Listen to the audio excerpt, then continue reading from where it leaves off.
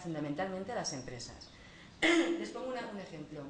Está funcionando una campaña desde hace ya tiempo que es: sin preguntas no hay cobertura. Saben que hace referencia a las famosas ruedas de prensa en las que se nos convoca, llega el político de turno o el empresario de turno o el artista de turno, me da igual, el que sea, de una rueda de prensa, y en la propia convocatoria ya te advierten, no se admitirán preguntas.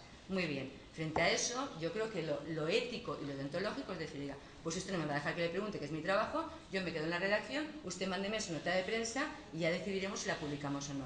¿Por qué no sucede eso? ¿Por qué las ruedas de prensa sin preguntas están llenas de periodistas? Pues porque evidentemente son profesionales en su horario laboral a los que desde su empresa se les obliga y se les dice que como están en su horario laboral y cobran una nómina, tienen que ir a cubrir esa rueda de prensa aunque sea sin preguntas.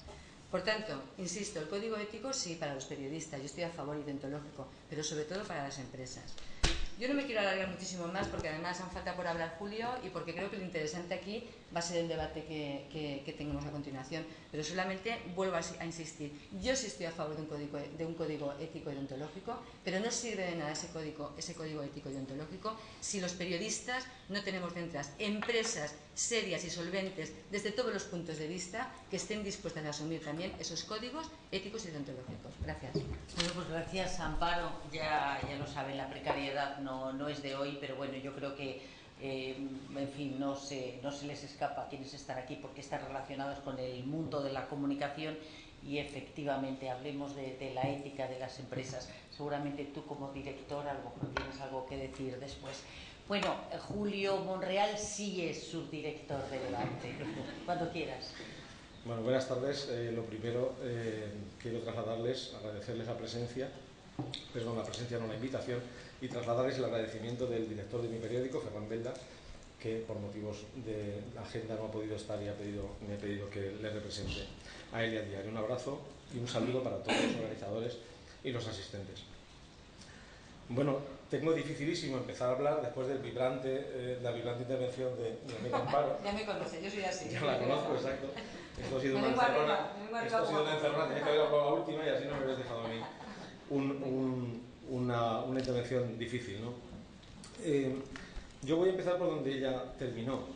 Yo creo que esa crisis que ella recordaba, que ha dejado en la calle a 8.000 periodistas desde el año 2008, los 129 del país, los 50 de Levante, los no sé cuántos de las provincias, los 1.800 que se irán de Canal No, en fin, pero también los fontaneros, los arquitectos, los aparejadores, en fin, la crisis nos afecta a todos.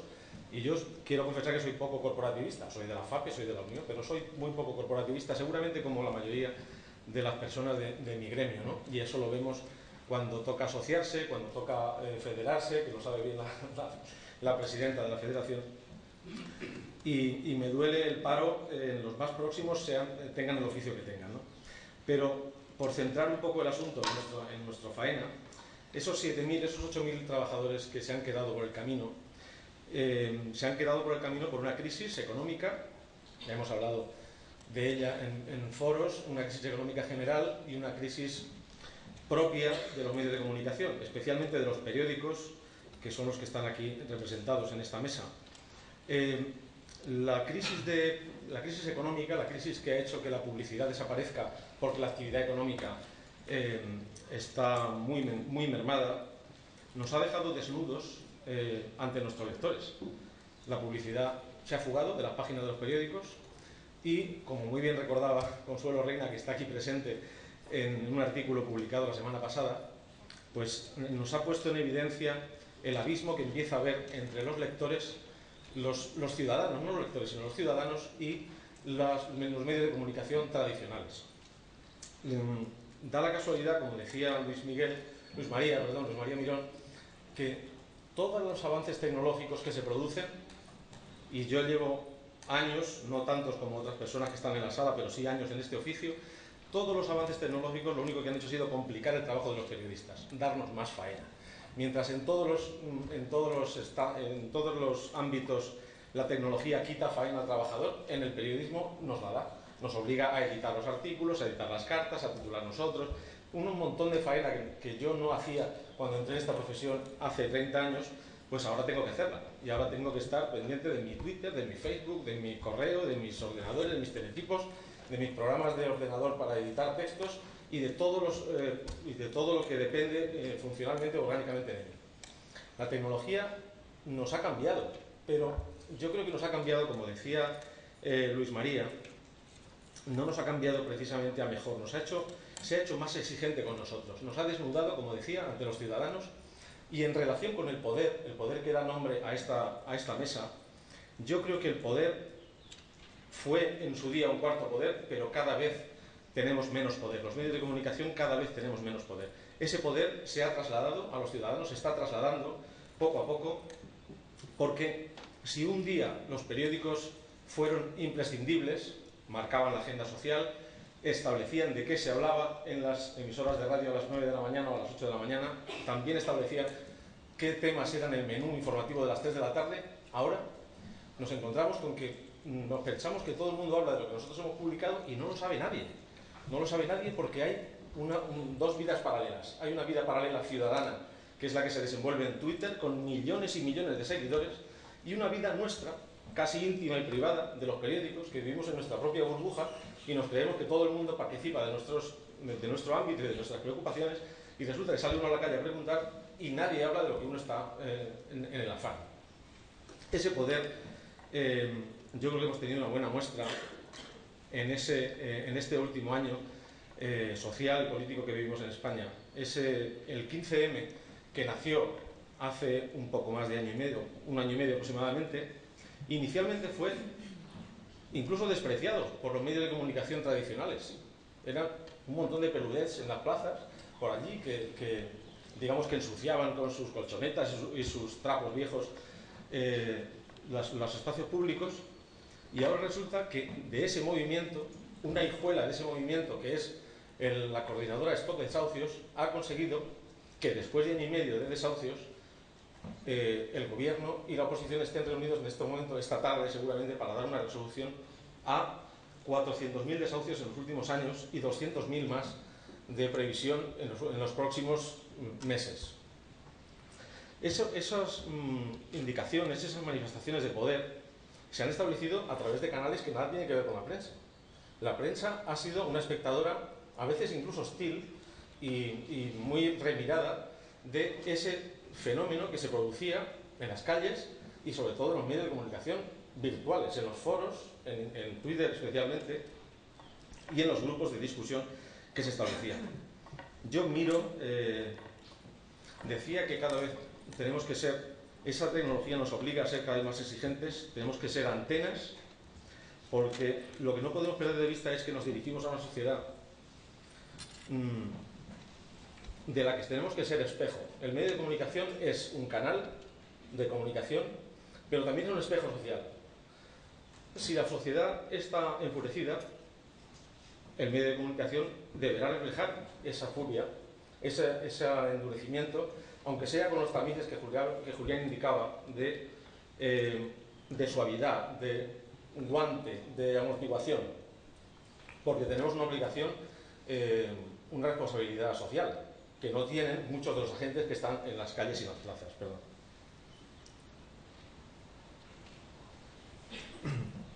Y decía que esa exigencia es la que nos obliga a tener ahora, en estos momentos, muchas más antenas. Hemos de ser antenas. Hasta ahora marcábamos nosotros lo que decíamos. Lo que íbamos a hacer se marcaba desde los medios de comunicación. Eso es lo que decía, como decía antes, establecían la agenda. Elegían quién era el protagonista de la información, quién era el sujeto y qué cosas hacía o debía hacer incluso, ¿no?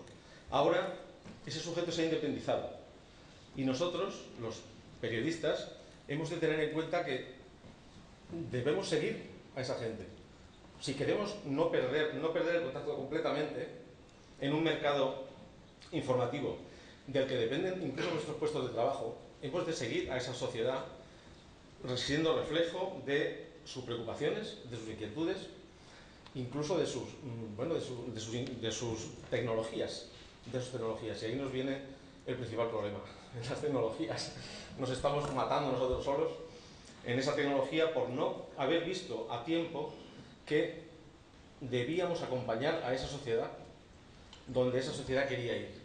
Va, por primera vez en mucho tiempo, la sociedad va por delante de los medios de comunicación, y yo creo que eso está en nuestra mano, o debe ser nuestra principal preocupación. Ciudadanos para ejercer su representación en las instituciones, y el deber de los periodistas es el análisis crítico de esa representación para darla a conocer a los ciudadanos, para informarles con profesionalidad, ética y libertad de la gestión de sus representantes.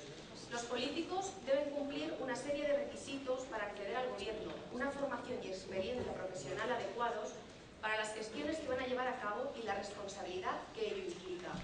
Solicitamos que una mala gestión política sea sancionada. Lo exige la responsabilidad social que debe presidir las instituciones nacionales, regionales, provinciales y locales. Han nacido nuevas demandas y alternativas políticas de origen ideológico diverso que han cristalizado de diferentes formas. Deben ser analizadas en profundidad e interpretadas correctamente. La política se ha convertido en un trabajo y la vocación ocupa un lugar secundario.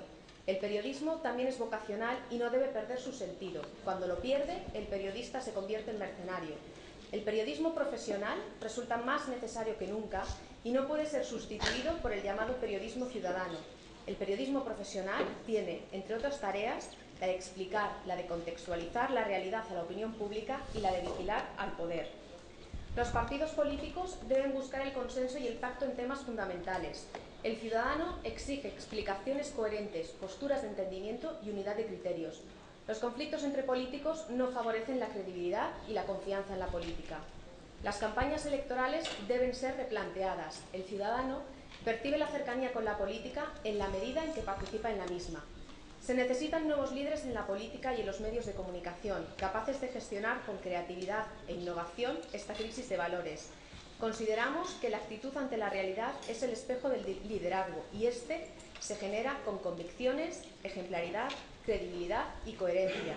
Hay que esforzarse por valorar y por buscar la excelencia, tanto en los políticos como en los periodistas y en la sociedad civil. Con esto cierro las conclusiones. Vamos a esperar 5 minutos y comenzar el acto formal de clausura del Congreso.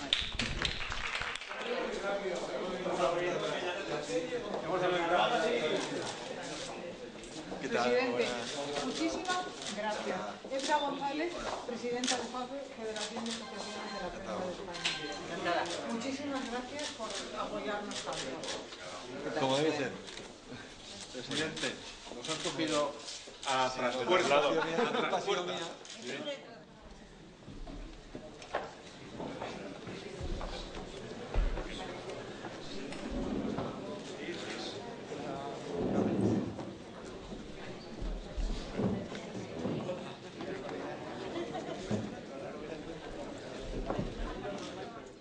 Muchas gracias a todos ustedes por estar aquí. Quiero agradecer muy especialmente a la Asociación de Mujeres Periodistas del Mediterráneo el que hubieran pensado en las Cortes Valencianas para poder celebrar esta jornada.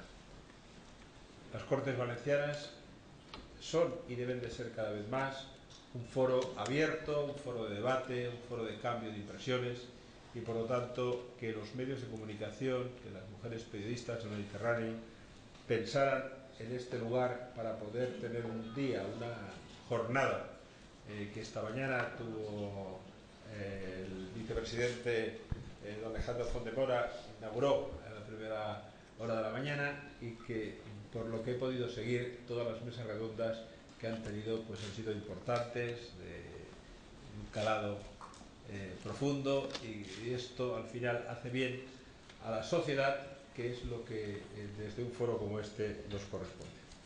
Por lo tanto, darles las gracias muy especialmente pues a los organizadores del acto y a todos los asistentes por estar aquí.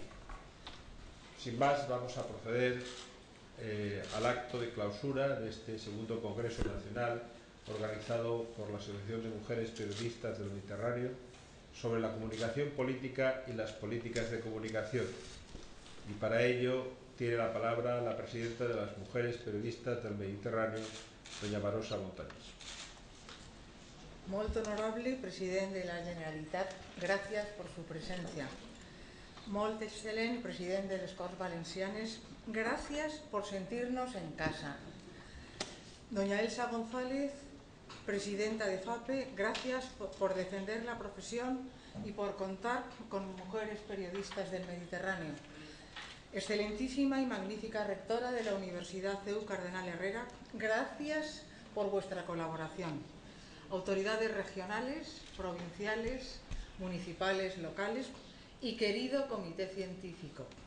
Señoras y señores, llegamos al final del segundo Congreso Nacional de MPM, cargados de ideas, importante tema, de nuevas herramientas para crear confianza y credibilidad en la política y en los medios de comunicación, fundamental problema, y proyectos ambiciosos con visión de presente y de futuro. Durante la jornada de hoy hemos reflexionado sobre la desconfianza que genera el ejercicio de la política hasta convertirla en el tercer problema de los españoles después del paro y de la crisis económica. Y hemos abundado en la necesidad de superar ese alejamiento entre el ciudadano y el político y fomentar la cercanía. Nos hemos reafirmado en la necesidad de crear foros similares para debatir sobre la realidad y diagnosticar el día a día tan cambiante. Esto es solo un inicio, nosotras hemos sido pioneras y algunos datos lo avalan. Más del 60% de los españoles nunca usa la red para informarse sobre la política.